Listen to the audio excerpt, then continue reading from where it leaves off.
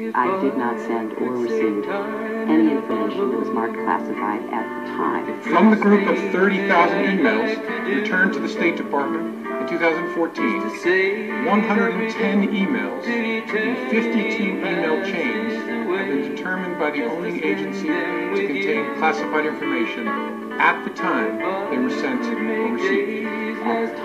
At the time they were sent or received.